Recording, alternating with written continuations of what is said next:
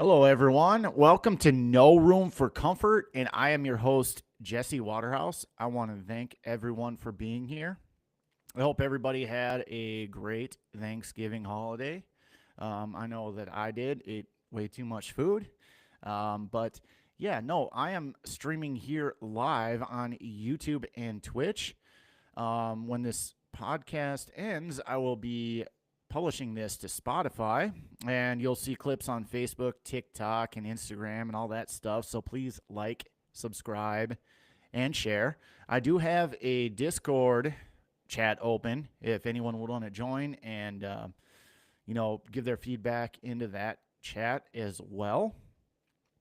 If you have any questions about this episode or previous episodes, or suggestions for future topics, please email me at noroomforcomfortpodcast@gmail.com. If you are interested in being a call-in guest to this show, again, email noroomforcomfortpodcast@gmail.com, and I would love to have that conversation. So No Room for Comfort is a podcast about personal growth, self confidence, self worth, and any positive aspects related to life. So, if that pertains to you, then you are in the right place. And on today's episode, going off the cuff today, I am going to talk about Stoicism.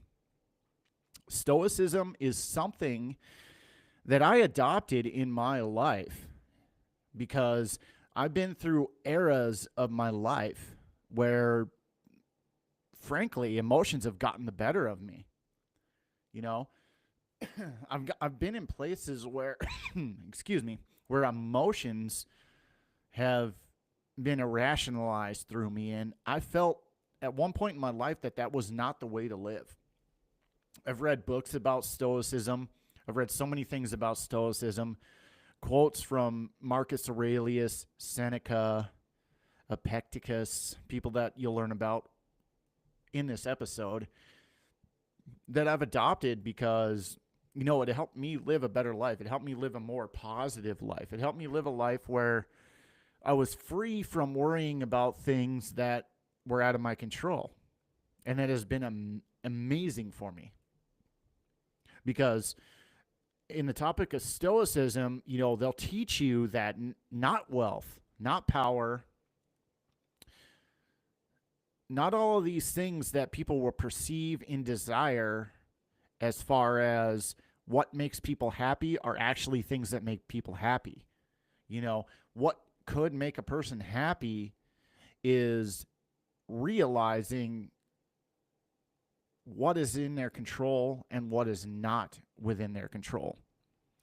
So I have show notes here tonight that is going to display a lot of the things that I'm going to talk about. So what is Stoicism? Stoicism is an ancient Greek and Roman philosophy that focuses on a virtuous life. What does that mean? Well, the core principles depend on developing wisdom, courage, justice, and temperance within your life. So you see situations and realize them as they are and adjusting them accordingly to the core principles of Stoicism. And that goes back to what I was saying. That goes back to teaching that a good life is achieved through developing a realization of knowing what is within your control and what is not within your control. And that's a very important thing because I've witnessed a lot of things and I've felt a lot of things within myself where I've gotten myself into a situation where I worried about things that were out of my control. I sit there and I worry about things that are out of my control. What does that do for me? If you think about it, if you actually reflect on it, what does that do for you if you're constantly worrying about things that are out of your control? Right? Now, I'll give an example. So, there are Stoics out there who would tell you something like, there are two parts of your day that are within your control. Two times within your day that are in your control. The first one is the start of your day. The second one is the end of your day. Now think about it. Now, say you're married, say you have kids, right? But you wake up in the morning. You wake up early in the morning before anyone else gets up. And you go downstairs to your downstairs bathroom. And you're going to take a shower before you head on to work. So you jump in the shower. And the time that you're in the shower and you're getting ready for work, what do you have? Well, you have your time. You don't have the opinions of others at your work. You don't have the actions or the negativity of others, customers, clients, patients, no matter what it is. They are not there in that singularity of a room as you're taking a shower. You could lock the door of your bathroom while you're taking a shower, and your kids could be pounding on the door for you. And you still have the control of mindfulness, of self-awareness, to think about how your day is going to unfold ahead of you. It's a very powerful thing. You can think to yourself that you're going to have a great day, that you're going to achieve things, that you're going to achieve your goals, whatever goals you set out before you. It's all going to happen for you. And then you have the end of your day. You're sitting bedside. Your husband or your wife have already fallen asleep, or they're about to fall asleep, and you know you're about to fall asleep. And you keep a notebook next to you, beside your bed. This could be a very important thing for a lot of people in their lives, to keep a notebook next to them, beside them, by their bed. And you pick it up. And what is different, aside from the notebook next to your bed, than the morning affirmation in the shower? Well, it's this. You can write down what you're grateful for. What you're grateful for that day. What you're grateful for the future. And you can also write what your day is going to look like tomorrow. You can write down short-term goals, long-term goals, but you have that moment of peace right in front of you that you can write down. And live in it. Have self-awareness. Almost as if a meditation, right? And it gives it to you. And it's almost as if the universe gives those two moments to you, the beginning and the end. But the middle of it, that's not so much in your control. Your drive to work, your commute. Somebody cuts you off. You're not in control of that. The weather is shit. You have to drive slower. You have to keep your distance. You're not in control of that.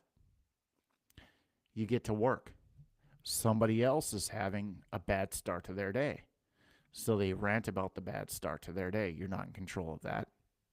A customer or a client comes in, and let's say you work in a parts warehouse where their part did not come in, but they showed up anyway and their part did not come in. So they're upset about that. You're not in control of that. What you are in control of, though, is how you react. What you are in control of is what you can do. You are not in control of the emotions or the opinions or the negativity of others. That does not reside within you. So what is there? In those situations, what is there? What there is your ability to react in a way to where you have self-realization And you're able to solve problems based on that self-realization. Okay, I'm sorry that did not show up for you. The best that I can do, because I need to keep you going, I apologize that it wasn't there for you. Best that I could do is get it here the next day. I know that's not what you want to hear, but that's the way it is. And what Stoicism teaches is, if somebody cusses you out for it, that you realize that their negative reaction is going to be imperfect. But your reaction is to accept it. You accept it because they are imperfect, and you know. And what does it take to do that without flying off the handle? A lot of people will see that and they don't want to fly off the handle because it's like, this motherfucker, why are they doing this to me? Why do they treat me like this? It's not that they're treating you like that. It's just you are a byproduct of their bad day. And you cannot control their bad day because, let's face it, in this modern world, in this modern time, Stoicism is practically dead. Most people do not practice it. A lot of people don't even know what the fuck it is. So they're not going to bring it to the table. And what you need to know about yourself is how you can handle it. And that's all that you're going to be in control of. So if they bring that to you, come with resolve. Because at the end of the day, you're going to thank yourself for it. You're not going to have to live the consequences of being shitty. Because even if you bow down to them, what's that going to change? It's not going to change anything. If you bark up to them and tell them that they're a total piece of shit for acting the way they are, well, you may feel good for a little bit, and you may face the consequences of it. You will face the consequences of it. But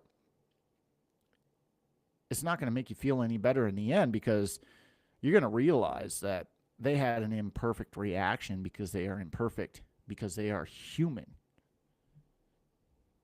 But if you try and you set forth respect towards it, they're going to respect you back. I've had instances. Let me give an example. So my day job is a couple of things. And one of those things is to provide support for Caterpillar equipment company. They are a heavy construction equipment company. And what I do is make sure that people have the right parts for their equipment at the right time. And I was facing a situation where we had a client that came in who does a heavy amount of business, and they have a lot of equipment, and they came in and it was as simple as they needed a top window for an excavator of theirs. And this is right before our Midwest winter. So it was about to get super cold. Well, they called in the morning about a window seal coming in for it. I said, okay, yes, the window seal is here. Didn't look into it because I was like, okay, has a window seal. And it was for an excavator. And he said, that's a bit strange because the window seal for my excavator, he says, it doesn't, I don't see where the seal is. Like, it's broken glass, but I don't see where the seal is. Like, okay, well, come in, we'll straighten it out. And he came in, and he drove for over an hour, but he came in, and he said, you know, I'm seeing this seal, and I just don't think it's right. And he's like, this is a glass number. This is what I've got. I'll take it, but, this is the last nice day. He said it's going to get in the teens. It's going to get below zero. I can't use the fucking window glue, if there is window glue. And I said, hold up, let me look at it. And I put in the number for the glass that was sitting there on the counter that somebody else had ordered. And I put the window glass number in, and he came over and he looked at the diagram and he said, how the F would anyone ever figure that that is the window glass on the top side? And I looked at the diagram and I knew immediately. And I said, I know, because you're looking for the door glass on the top, and this is the window glass up front, and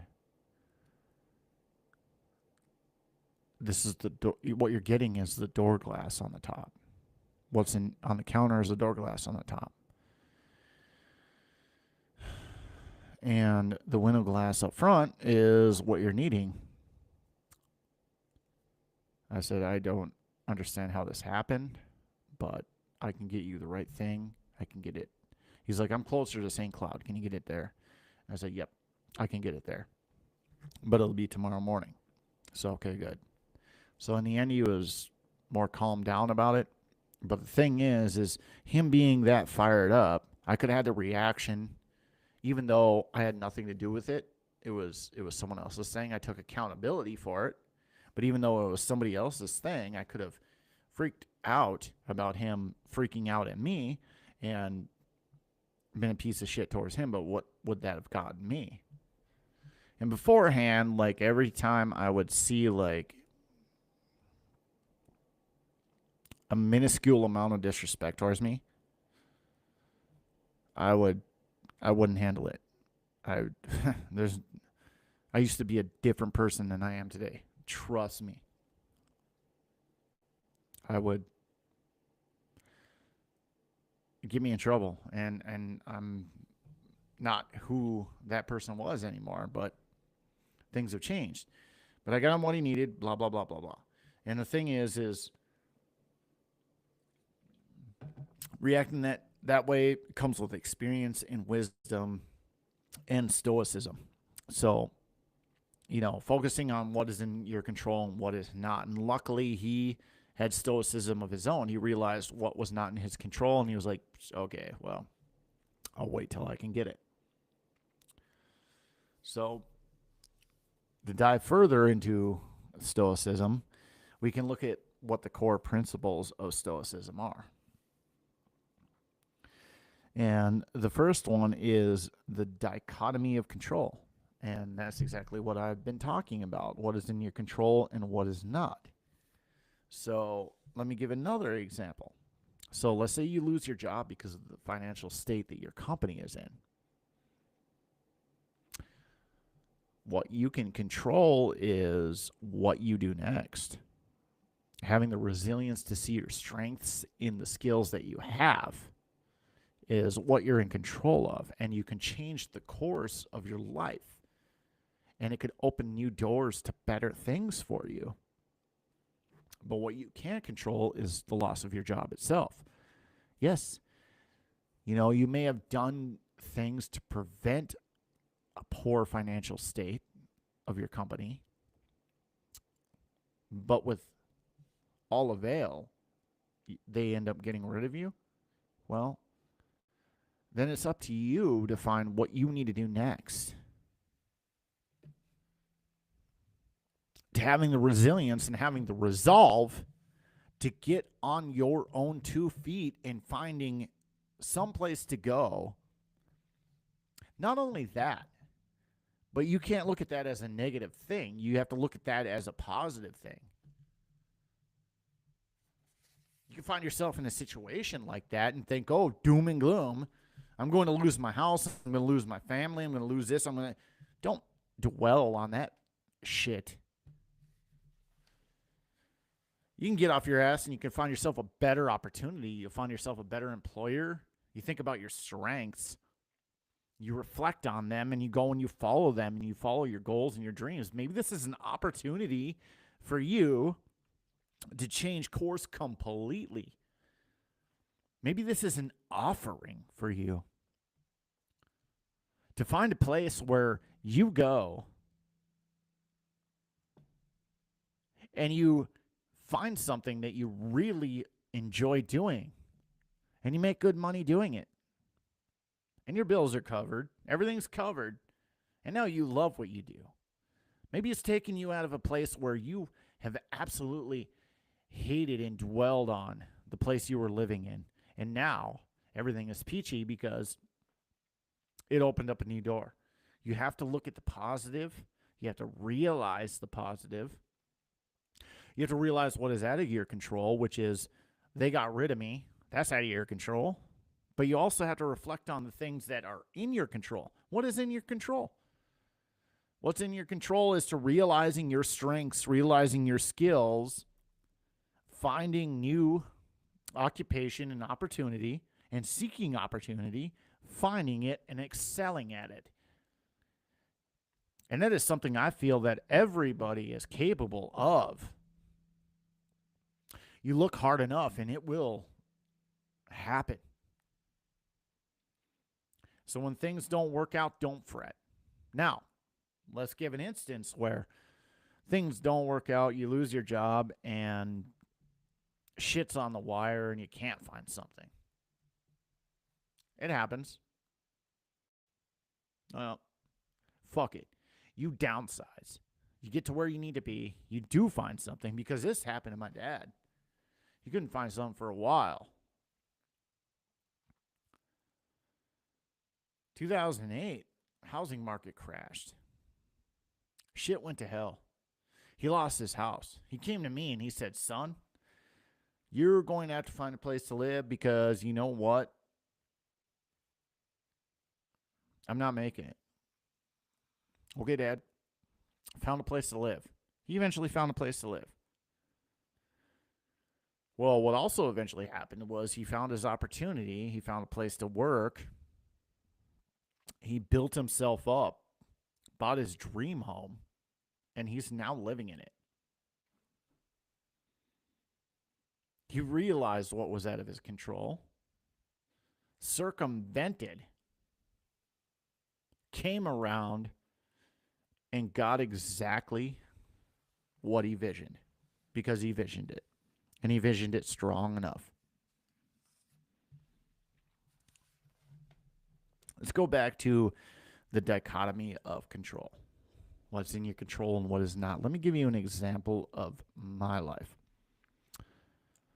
So, my dichotomy of control, probably one of the most significant forms of it, was when I lost my mom to cancer. I can't control what happened with my mom, but I can control how I reacted to it. My relationship with my mom was not the best. My relationship with my mom was something like of us almost being strangers for a while. I'm not going to dive too deep into how that became or why that was, but it is the truth. But my mom was diagnosed with small cell carcinoma. I spent 2 years with my mom in stages of cancer, almost trying to get to know her. But there was a problem with that. With that small cell carcinoma came lymphatic cancer spread. And it spread to her brain, and she ended up having 23 tumors in her brain. And she tried to have conversations with me about the past with 23 tumors in her brain killing her. That was strange. That was, do I know if this is you, or do I know if this is not you? Like, what? It was a guess. I don't know. She changed. Even what I knew of her absolutely changed. And it was tough. But all of that was still out of my control.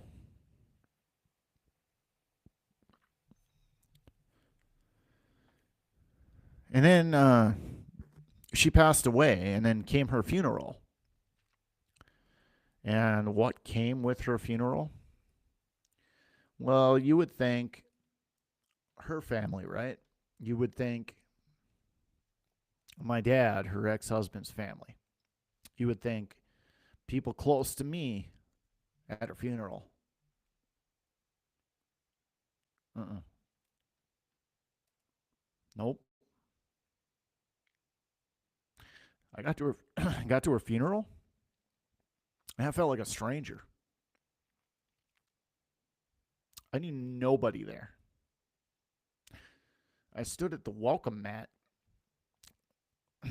greeting people into the church, and I could not mention anybody by name. I sat through a funeral progression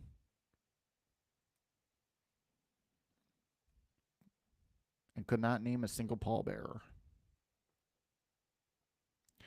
Because when she left, when I was young, I spent 7 years of my life without seeing her. And after she left and died, she had developed a new family. When she developed a new family, I did not know such new family. But I was to be there and watch as they carried her down the aisle, not knowing who a single person was.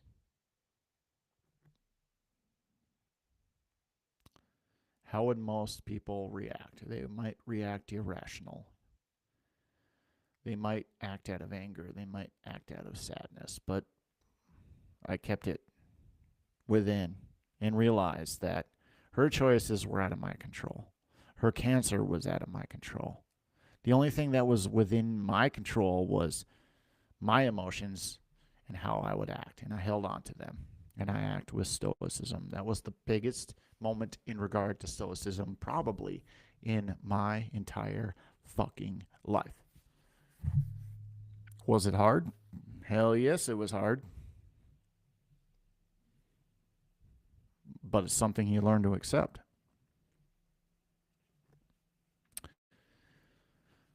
Second principle of Stoicism is virtue is the only good. The Stoics believe that virtues of wisdom, courage, justice, and temperance are the only true good. So, what they would think is that external things like wealth, health, and reputation are just all are used for either good or ill will. So, to them, they don't determine somebody's happiness. So, like I said, you can't control the health aspect of things, except what you can do, you can exercise and you can eat right? But wealth, that's an external thing. That doesn't determine your happiness. There's plenty of wealthy people who are unhappy. Another thing that the Stoics believed is living in accordance with nature. And that had two meanings. It meant living within society, within a rational and social human nature, and living with harmony in nature in order of how the cosmos or how the universe saw you. So there was society and human nature, and there was also physical nature, like the order of the universe. And you try to abide by them. And then the last is reason. And that has to do with how the universe sees things within reason, how it goes in order, and you believe that. And it helps you let go of things. So like you're like, this is out of my control. This is within the reason of the universe. I'm just going to let it go by. And that's basically the core principles of Stoicism. So Stoicism is of an ancient practice. So, there's reason to believe that a lot of people don't abide by that anymore. And I feel like a lot of people don't abide by that anymore. I feel, especially in this country, a very wealthy country where everyone's in a hurry and everyone's in a hurry to achieve and to build a legacy. and stoicism's by the wayside. And it is because, if you're looking to get the next promotion to where you're going to get the next biggest raise, you're going to worry about the opinion of the person who gives it to you. And you're going to worry about the future project, and you're going to try hard on the things that are out of your control. You're going to try and fix like a coworker's problem or a co-associate's problem in order to look good in front of the person who's going to give you a raise. They're either going to do it or they're going to not. And that is the reason or the nature of society. They either like you or they don't, and you have to realize that. But people are out of that awareness. And they go home feeling stressed. They go home getting that promotion. It doesn't make them feel any better. They're still stressed because they're worried about what they're going to have to do in their new position to even keep it in the first place. And they're fucking stuck in this rat race that doesn't even make sense. And that's where stoicism is a lost thing in our society. So if you want to boil it down, we kind of need to look at the practical applications of stoicism in the first place.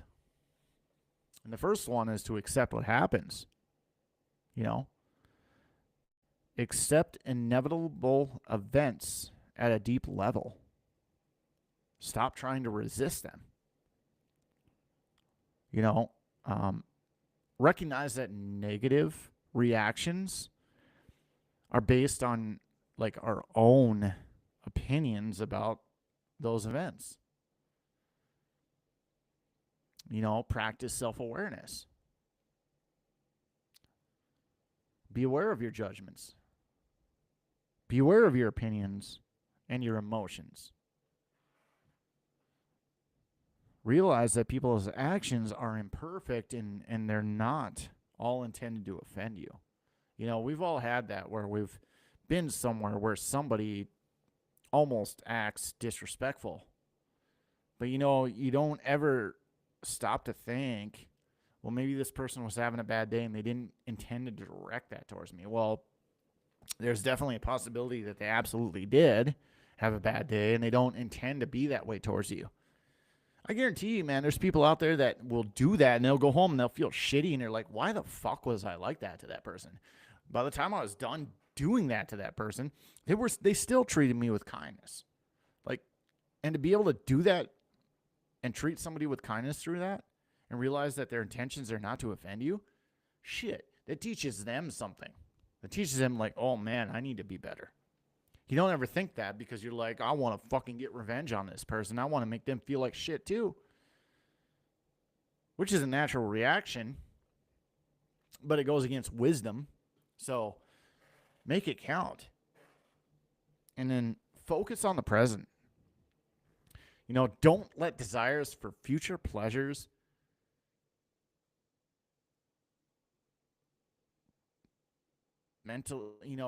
don't let those desires take over you.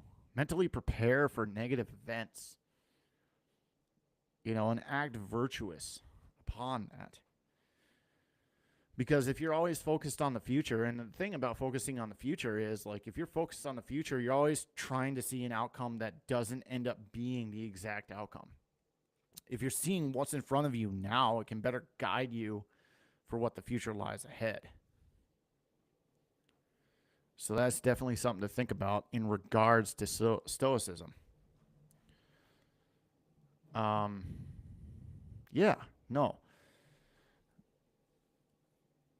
And the next things that we can, I've had moments of that too. I've had moments where I've thought about the future and it's like doom and gloom for me. And I think about it and I'm like, what the fuck? Why am I doing this to myself? Because no matter the situation, I'll think about it and it sounds bad at the time. And then it comes forth and I'm like, that wasn't that bad at all.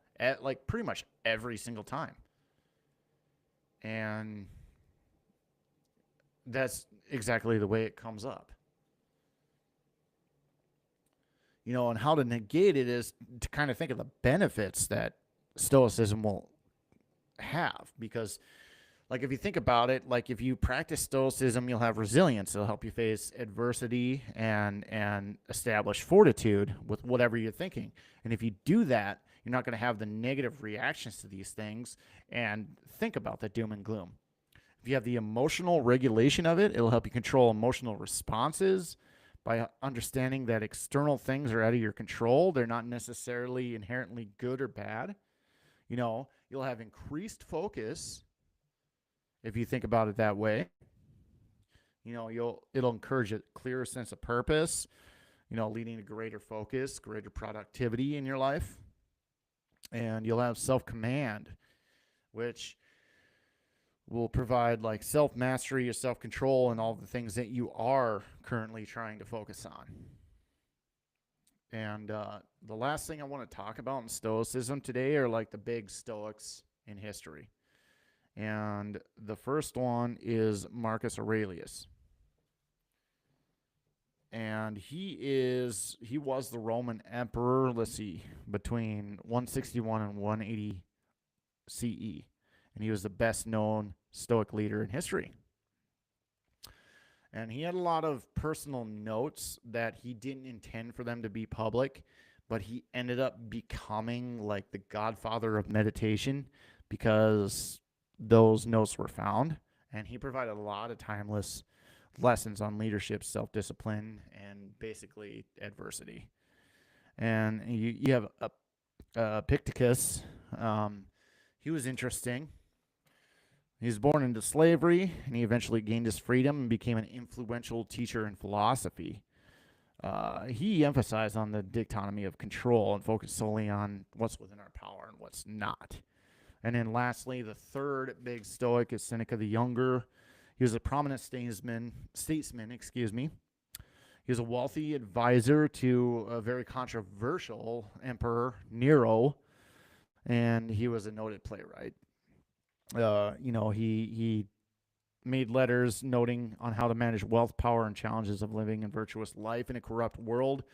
And because he did that, he ended up, I can dig into it later, but he had a very crazy choice to make. But the last things I want to note are very important quotes by these three Stoics. And Marcus Aurelius, the first one was, "The happiness of your life depends on the quality of your thoughts." That's very true, because no matter what you do or no matter what you say or go through in life, you know, if you have positive thoughts about things, it's going to lead you to better things in life. And for Epictetus, men are disturbed not by things but by the views that they take them. And that's true too. Because it's not by the material object that you have, but the way that you perceive them that's going to make you feel disturbed. And lastly, we suffer more in imagination than in reality in Seneca. Well, yeah, we develop things in our mind that make us feel worse about things than they really are. So there's a lot to learn about Stoicism, but I'm glad everyone could make it here. Again, thank you for joining No Room for Comfort. Please find my episodes on Spotify. Check me out on Twitch, YouTube, TikTok, Facebook, and Instagram. I'm glad everyone could join me here. But that's all for tonight, and everybody have a great night. And again, thank you. I love you all, and have a good night.